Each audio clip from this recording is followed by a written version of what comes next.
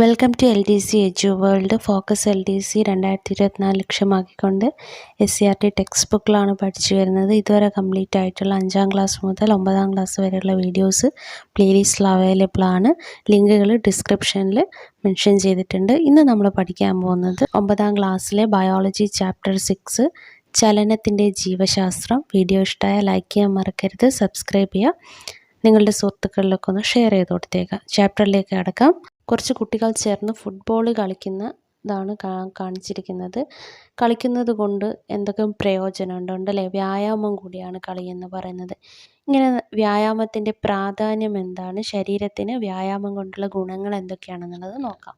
വ്യായാമത്തിൻ്റെ പ്രാധാന്യം: ശരീരത്തിൻ്റെ എല്ലാ ഭാഗങ്ങളിലൂടെയുള്ള രക്തപ്രവാഹം കൂടുന്നു, ഹൃദയപേശികൾ ദൃഢമാകുന്നു. വ്യായാമം ചെയ്യുന്നത് വഴി ശരീരത്തിൻ്റെ എല്ലാ ഭാഗങ്ങളിലുമുള്ള രക്തപ്രവാഹങ്ങളുടെ ഒഴുക്ക് കൂടുന്നുണ്ട്, അതുപോലെ ഹൃദയപേശികൾ ദൃഢമാകും.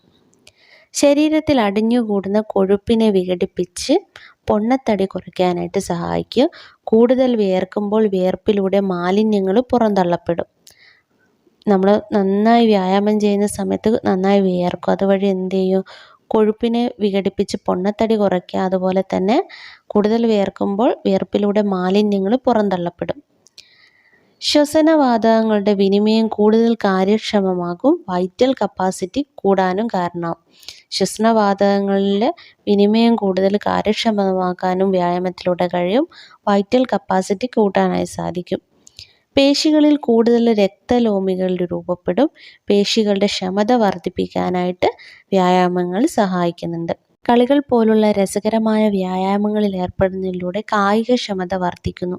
വ്യായാമം മാനസിക സമ്മർദ്ദം കുറയ്ക്കുകയും കൂടുതൽ ഉന്മേഷത്തോടെ പ്രവർത്തനങ്ങളിൽ ഏർപ്പെടാൻ നമ്മെ സജ്ജരാക്കുകയും ചെയ്യും. ചലനങ്ങൾ ആഗ്രഹിക്കാതെ ശരീരചലനങ്ങൾ സാധ്യമാക്കുന്നത് പേശികളാണ്. ശരീരചലനങ്ങൾ നോക്കാം. കൈകളുടെ ചലനം, ഹൃദയ സ്പന്ദനം, നാക്കിൻ്റെ ചലനം, ഈ ചലനങ്ങളെല്ലാം നമ്മുടെ ഹിതമനുസരിച്ച് നടക്കുന്നുണ്ട്, എന്നാൽ നമ്മൾ അറിയാതെ നടക്കുന്നുണ്ട്. നോക്കാം. ചലനങ്ങളെ പൊതുവെ നമ്മുടെ ഇഷ്ടാനുസരണം നിയന്ത്രിക്കാവുന്നവയുണ്ട്, അല്ലാത്തവ എന്നിങ്ങനെ രണ്ടായിട്ട് തരംതിരിക്കാം. നമ്മുടെ ഇഷ്ടാനുസരണം നിയന്ത്രിക്കാനാവുന്ന ചലനങ്ങളാണ് ഐച്ഛിക ചലനങ്ങൾ, വോളണ്ടറി മൂവ്മെൻറ്റ്സ് എന്ന് പറയുന്നത്. നമുക്ക് കൈകളുടെ ചലനം നമുക്ക് ഇഷ്ടമുള്ളപ്പോൾ ചലിപ്പിക്കാൻ പറ്റും അല്ലേ? ഇഷ്ടാനുസരണം നിയന്ത്രിക്കാനാവാത്ത ചലനങ്ങളുണ്ട്, അതാണ് അനൈച്ഛിക ചലനങ്ങൾ, ഇൻവോളണ്ടറി മൂവ്മെൻറ്റ്സ് എന്ന് പറയുന്നത്. നമുക്കറിയാം ഹൃദയത്തിൻ്റെ സ്പന്ദനം അത് നമ്മളാണോ തീരുമാനിക്കുന്നത്? അല്ല, അതൊരു അനൈച്ഛിക ചലനമാണ്. പലതരം പേശികൾ. ശരീരത്തിൽ പലതരം പേശികളുണ്ട്. വിവിധ തരം പേശികളും അവയുടെ സവിശേഷതകളാണ് പട്ടികയിൽ നോക്കാം. അസ്ഥികൾ രേഖാങ്കിത പേശിയാണ്. എന്താണ് ഇതിൻ്റെ പ്രത്യേകത നോക്കാം. അസ്ഥികളുമായി ചേർന്നാണ് ഈ രേഖാങ്കിത പേശി കാണപ്പെടുന്നത്. സിലിണ്ടർ ആകൃതിയുള്ള കോശങ്ങളാണ്. ചിത്രത്തിൽ കാണാൻ പറ്റും, സിലിണ്ടർ ആകൃതിയുള്ള കോശങ്ങളാണ്. കുറുകെ വരകൾ കാണപ്പെടുന്നുണ്ട്. ഐച്ഛിക ചലനങ്ങൾ സാധ്യമാക്കുകയാണ് ചെയ്യുന്നത്. അസ്ഥി പേശി രേഖാങ്കിത പേശി എന്നറിയപ്പെടുന്നുണ്ട്. അസ്ഥികൾ ചേർന്നിട്ടാണ് കാണപ്പെടുന്നത്. സിലിണ്ടർ ആകൃതിയാണ്. കുറുകെ വരകൾ കാണപ്പെടുന്നുണ്ട്. ഐച്ഛിക ചലനങ്ങൾ സാധ്യമാക്കുന്നു. ഇനി മിനുസപേശി, രേഖാശൂന്യപേശി. ആമാശയം, ചെറുകുടൽ തുടങ്ങിയ ആന്തരാവയവങ്ങളിലും രക്തക്കുഴലുകളിലും കാണപ്പെടുന്നതാണ്. ആമാശയം, ചെറുകുടൽ തുടങ്ങിയ ആന്തരാവയവങ്ങളിലും രക്തക്കുഴലുകളിലും കാണപ്പെടുന്ന പേശിയാണ് മിനുസപേശി അല്ലെങ്കിൽ രേഖാശൂന്യപേശി. സ്പിൻഡിൽ ആകൃതിയുള്ള കോശങ്ങളാണ്. ഇവയ്ക്ക് കുറുകെ വരകളില്ല. അനൈച്ഛിക ചലനങ്ങൾ സാധ്യമാകുന്നതാണ് മിനുസപേശി. അടുത്തതാണ് ഹൃദയപേശി. ഹൃദയഭിത്തിയിൽ കാണപ്പെടുന്നു. ശാഖകളായി പിരിഞ്ഞ കോശങ്ങളാണ്. കുറുകെ വരകൾ കാണപ്പെടുന്നുണ്ട്. അനൈച്ഛിക ചലനങ്ങൾ സാധ്യമാകുകയാണ്. നമ്മൾ പറഞ്ഞു, അനൈച്ഛിക ചലനങ്ങൾ എന്ന് പറഞ്ഞാൽ നമ്മളെ നിയന്ത്രണത്തിലല്ല.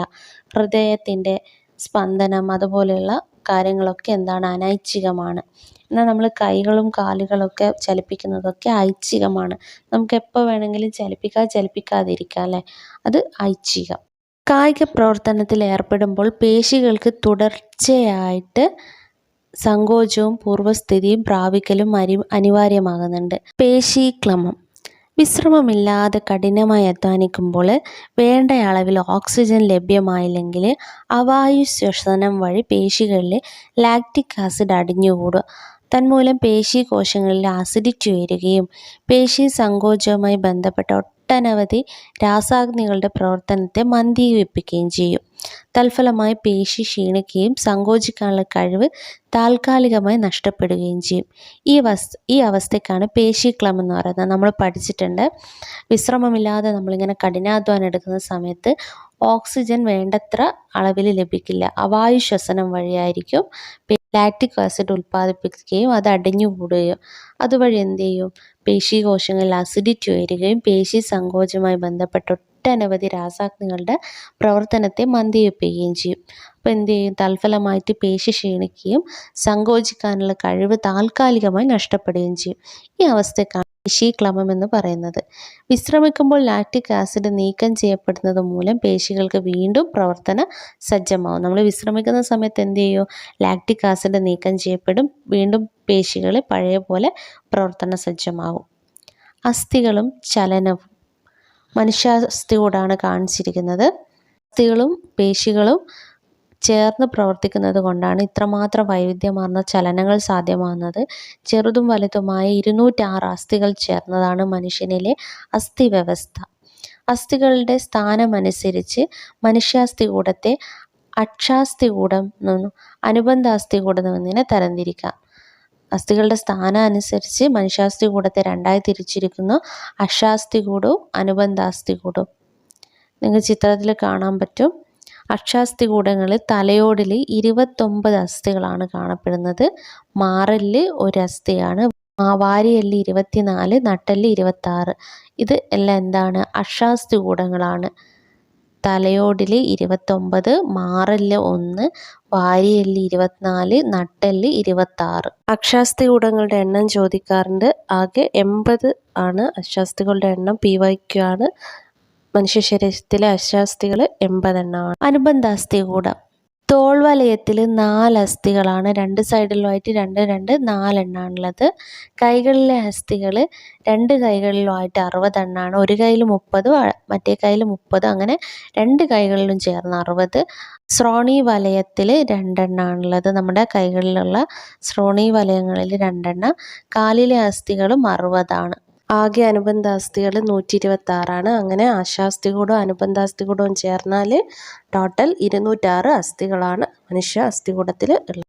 അസ്ഥികളുടെയും പേശികളുടെയും സംയോജിത പ്രവർത്തനം എപ്രകാരമാണ് ചലനങ്ങളുടെ വൈവിധ്യം കൂട്ടുന്നതെന്ന് നോക്കാം. കൈകളുടെ പേശികളുടെ അസ്ഥികളുടെ പ്രവർത്തനമാണ് കൊടുത്തിരിക്കുന്നത്. ആദ്യത്തെ ചിത്രത്തിൽ കൈ മടക്കുമ്പോൾ എന്തൊക്കെയാണ് സംഭവിക്കുന്നതെന്ന്. ആദ്യം നമുക്ക് കയ്യിൽ എന്തൊക്കെയാണ് പേശികളുള്ളതെന്ന് നോക്കാം.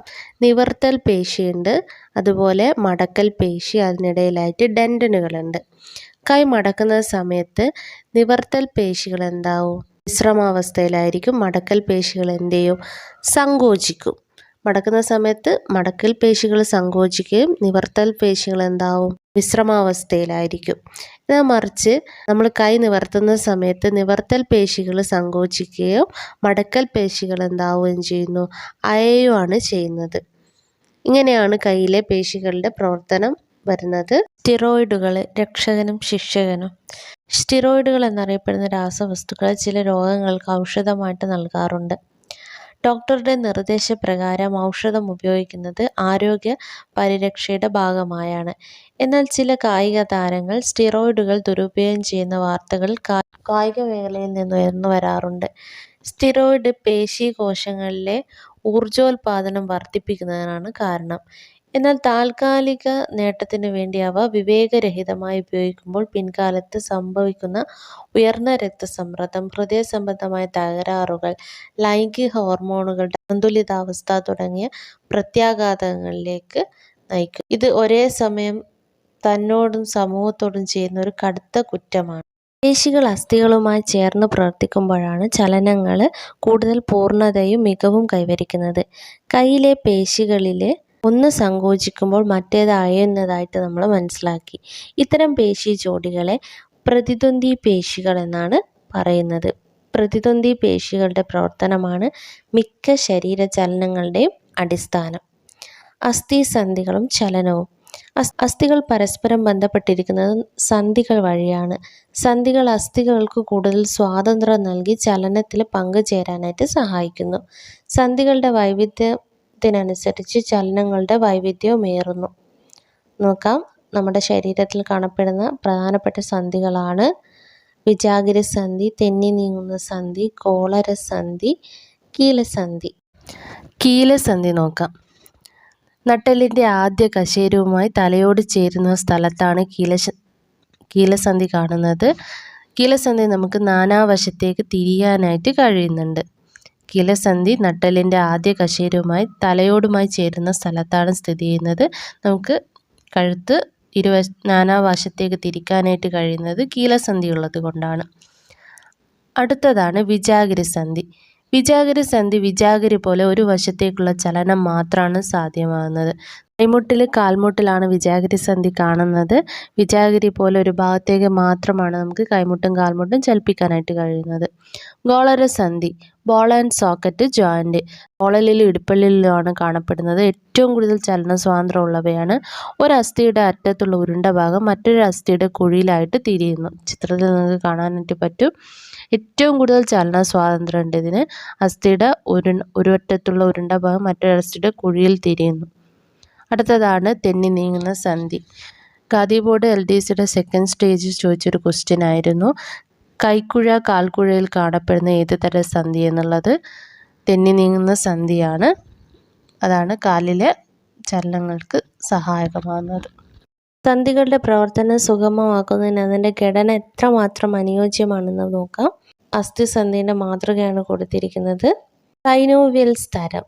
സൈനോവിയൽ ദ്രവം സ്രവിക്കുന്നുണ്ട് ഇവിടെ നിന്ന്. സൈനോവിയൽ ദ്രവം അസ്ഥികൾക്കിടയിൽ ഒരു സ്നേഹകമായിട്ടാണ് പ്രവർത്തിക്കുന്നത്. രണ്ട് അസ്ഥികൾക്കിടയിലും സൈനോവിയൽ ദ്രവം സ്നേഹകമായി പ്രവർത്തിക്കുന്നുണ്ട് തന്നെ അതിന് പരിക്കുകളില്ലാതെ സംരക്ഷിക്കുകയാണ് സൈനോവിയൽ ദ്രവത്തിൻ്റെ ഉദ്ദേശം. ക്യാപ്സ്യൂള് സന്ധിയെ പൊതിഞ്ഞ് സംരക്ഷിക്കുന്നതാണ് ക്യാപ്സ്യൂള്.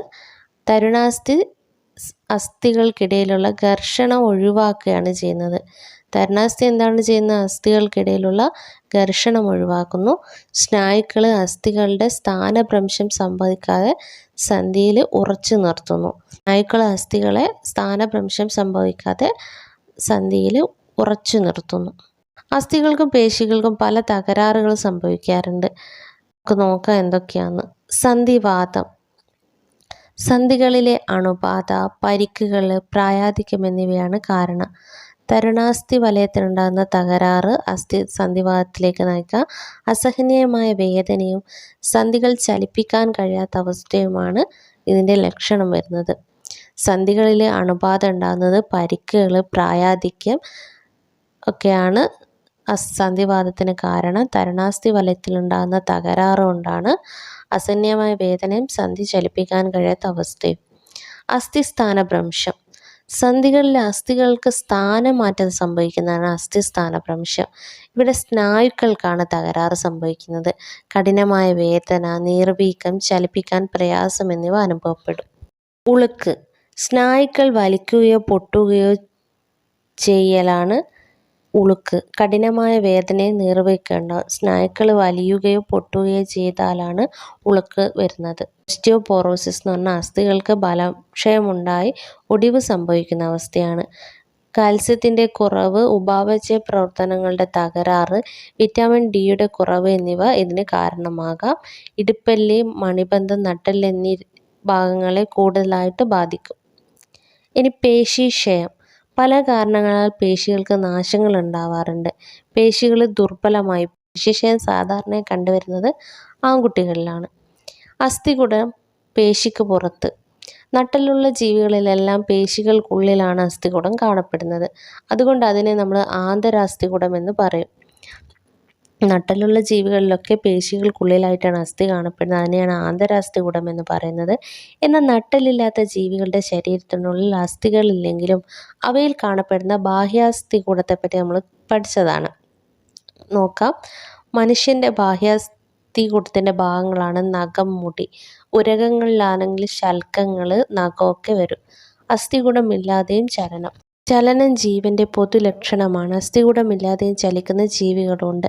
അവയ്ക്ക് സവിശേഷമായ ചലനോപാധികളും ഉണ്ട്. നോക്കാം. പാരമീസിയം. ജലത്തിലൂടെ മുന്നോട്ട് നീങ്ങാൻ പാരമീസ്യത്തെ സഹായിക്കുന്നത് സീലിയകളാണ്. കോശോപരിതലത്തിൽ കാണപ്പെടുന്ന നീളം കുറഞ്ഞ പ്രോട്ടീൻ തന്തുക്കളാണ് സീലിയകൾ. ജലത്തിലൂടെ മുന്നോട്ട് നീങ്ങാനായിട്ട് പാരാമീസിയത്തെ സഹായിക്കുന്നത് സീലിയകളാണ്. കോശോപരിതലത്തിൽ കാണപ്പെടുന്ന നീളം കുറഞ്ഞ പ്രോട്ടീൻ തന്തുക്കളാണ് സീലിയകൾ. യുക്ലീന. യുക്ലീനയുടെ സഞ്ചാരത്തിന് സഹായിക്കുന്നത് ഫ്ലജല്ലമാണ്. നീളം കൂടിയ ചാട്ട പോലുള്ള പ്രോട്ടീൻ തന്തുക്കളാണ് ഫ്ലജല്ലം. യുക്ലീനയിൽ സഞ്ചാരത്തിന് സഹായിക്കുന്നത് ഫ്ലജല്ലമാണ്. നീളം കൂടിയ ചാട്ട പോലുള്ള പ്രോട്ടീൻ തന്തുക്കളാണ് ഫ്ലജല്ലം. മണ്ണിരയിൽ. മണ്ണിരയുടെ ശരീരത്തിൽ 2 തരം പേശികൾ കാണുന്നുണ്ട്. വലയ പേശികളും ദീർഘപേശികളും. ഇവയുടെ ക്രമാനുഗതമായ സങ്കോചവും പൂർവ്വസ്ഥിതി പ്രാപിക്കലും മണ്ണിരയുടെ ചലനങ്ങൾ സാധ്യമാവുന്നു. ഇതുകൂടാതെ ശരീരോപരിതലത്തിൽ നിന്ന് പുറത്തേക്ക് തള്ളി നിൽക്കുന്ന സൂക്ഷ്മങ്ങളായ സീറ്റുകൾ സഞ്ചാരത്തിനായിട്ട് സഹായിക്കുന്നുണ്ട്. മണ്ണിരയിൽ 2 തരം പേശികൾ കാണുന്നുണ്ട്. വലയപേശിയും ദീർഘപേശിയും. ഇവയുടെ ക്രമാനുഗതമായ സങ്കോചവും പൂർവ്വസ്ഥിതി പ്രാപിക്കലാണ് മണ്ണിരയുടെ ചലനം സാധ്യമാകുന്നത്. ഇവ കൂടാതെ ശരീരോപത്തിൽ നിന്ന് പുറത്തേക്ക് തള്ളി നിൽക്കുന്ന സൂക്ഷ്മങ്ങളായ സീറ്റുകൾ സഞ്ചാരത്തിന് സഹായിക്കുന്നുണ്ട്. ചലനവും സഞ്ചാരവും. ശരീരത്തിൻ്റെ ഏതെങ്കിലും ഒരു ഭാഗത്തിനുണ്ടാകുന്ന സ്ഥാനാന്തരമാണ് ചലനം. ശരീരം മൊത്തമായി സ്ഥാനാന്തരണം ചെയ്യുന്നതിനെയാണ് സഞ്ചാരം എന്ന് പറയുന്നത്.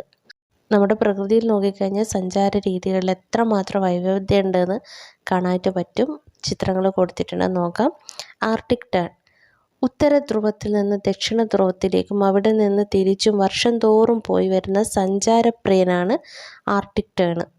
ഉത്തര ധ്രുവത്തിൽ നിന്ന് ദക്ഷിണ ധ്രുവത്തിലേക്കും അവിടെ നിന്ന് തിരിച്ചും വർഷം തോറും പോയി വരുന്ന സഞ്ചാരപ്രിയനാണ് ആർട്ടിക് ടേൺ. മൊണാർക്ക് ശലഭം. ദേശാഗമനത്തിനായിട്ട് ജീവിതം ഒഴിഞ്ഞു വച്ചിരിക്കുന്ന ഒരു അൽപൈൻസായിട്ടുള്ള മനോഹര ശലഭമാണ് മൊണാർക്ക് ശലഭം. ഹാംബാക്ക് തിമിംഗലം. ഭക്ഷണത്തിനും പ്രജനനത്തിനും വേണ്ടി 5000 കിലോമീറ്റർ വരെ സ്ഥിരമായി സഞ്ചരിക്കുന്ന പടുകൂറ്റൻ സസ്തനിയാണ് ഹാംബാക്ക് തിമിംഗലം. സസ്യങ്ങൾ ചലിക്കുമോ? സസ്യങ്ങളിൽ വിവിധ ഉദ്ദീപനങ്ങൾക്കനുസൃതമായി ചലനങ്ങൾ ഉണ്ടാകുന്നുണ്ട്. പ്രകാശം, ഭൂഗുരുത്വം, ചലനം, സ്പർശം, രാസവസ്തുക്കൾ തുടങ്ങിയവയ്ക്കെല്ലാം സസ്യചലനങ്ങൾക്ക് കാരണമാകുന്ന ഉദ്ദീപനങ്ങളാണ്. സസ്യങ്ങളിലെ വിവിധ ചലനങ്ങളാണ് കൊടുത്തിരിക്കുന്നത്, നോക്കാം. രാസട്രോപിക ചലനത്തിൽ അണ്ഡാശയം ഉൽപ്പാദിപ്പിക്കുന്ന ചില രാസവസ്തുക്കൾ പരാഗനാളിയെ അണ്ഡാശയത്തിനടുത്തേക്ക് വളരാനായിട്ട് സഹായിക്കുന്നു. രാസട്രോപിക ചലനത്തിൽ എന്താണ്?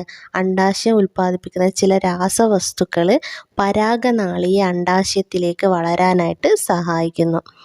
പ്രകാശട്രോപിക ചലനത്തിലാണെങ്കിൽ കാണ്ഡം പ്രകാശത്തിന് നേരെ വളരും, വേര് പ്രകാശത്തിൻ്റെ എതിർദിശയിലായിരിക്കും വളരുന്നത്. പ്രകാശട്രോപിക ചലനത്തിൽ കാണ്ഡം പ്രകാശത്തിന് നേരെയും വേര് പ്രകാശത്തിന് എതിർദിശയിലും വളരുന്നു. ജലട്രോപിക ചലനത്തിൽ കാണ്ഡം ജലത്തിൻ്റെ എതിർദിശയിലാണ് വളരുക, വേരുകൾ ജലത്തിനടുത്തേക്കും വളരും. ജലട്രോപിക തലത്തിൽ വേരുകൾ ജലത്തിനടുത്തേക്കും കാണ്ഡങ്ങൾ ജലത്തിന് എതിർദിശയിലുമാണ് വളരുക. ഭൂഗുരുത്വ ട്രോപിക ചലനത്തിൽ കാണ്ഡം ഭൂഗുരുത്വ ബലത്തിനെതിരായിട്ട് വളരും, വേരുകൾ ഭൂഗുരുത്വത്തിന് നേരെയാണ് വളരുക. ഭൂഗുരുത്വ ട്രോപിക ചലനത്തിൽ വേരുകൾ ഭൂഗുരുത്വ ബലത്തിന് നേരെയും കാണ്ഡം ഭൂഗുരുത്വത്തിന് എതിരായിട്ടുമാണ് വളരുന്നത്. സ്പർശന ട്രോപിക് ചലനത്തിൽ വള്ളിച്ചെടി താങ്ങി ചുറ്റി വളരുന്നു. നമ്മൾ പറഞ്ഞ കാര്യങ്ങൾ തന്നെ പട്ടികപ്പെടുത്തിയിരിക്കുന്നതാണ്. ഉദ്ദീപന ദിശയിലും ചലനദിശയും തമ്മിൽ ബന്ധമുള്ള ചലനങ്ങളാണ് ട്രോപിക ചലനങ്ങൾ. ഉദ്ദീപന ദിശയും ചലനദിശയും തമ്മിൽ ബന്ധമുള്ള ചലനങ്ങളാണ് ട്രോപിക ചലനങ്ങൾ എന്ന് പറയുന്നത്. ഉദ്ദീപന ദിശയും ചലനദിശയും തമ്മിൽ ബന്ധമില്ലാത്ത ചലനങ്ങളാണ് നാസ്തിക ചലനങ്ങൾ. തൊട്ടാവാടി, പൂക്കൾ വാടുന്നതൊക്കെ നാസ്തിക ചലനത്തിന് ഉദാഹരണങ്ങളാണ്. ഉദ്ദീപന ദിശയും ചലനദിശയും തമ്മിൽ ബന്ധമുള്ള ചലനങ്ങളാണെങ്കിൽ അഥവാ ട്രോപിക ചലനങ്ങളാണ്. ബന്ധമില്ലാത്തതാണ് നാസ്തിക ചലനങ്ങൾ. തൊട്ടാവാടി, പൂക്കൾ വാടുന്നതൊക്കെ അതിന് ഉദാഹരണമാണ്. നമ്മുടെ ആകാശഭംഗിക്കും ചലനങ്ങൾക്കും അസ്ഥിവ്യവസ്ഥകളുടെയും പേശികളുടെയും സമന്വിത പ്രവർത്തനങ്ങളാണ് സഹായിക്കുന്നത്.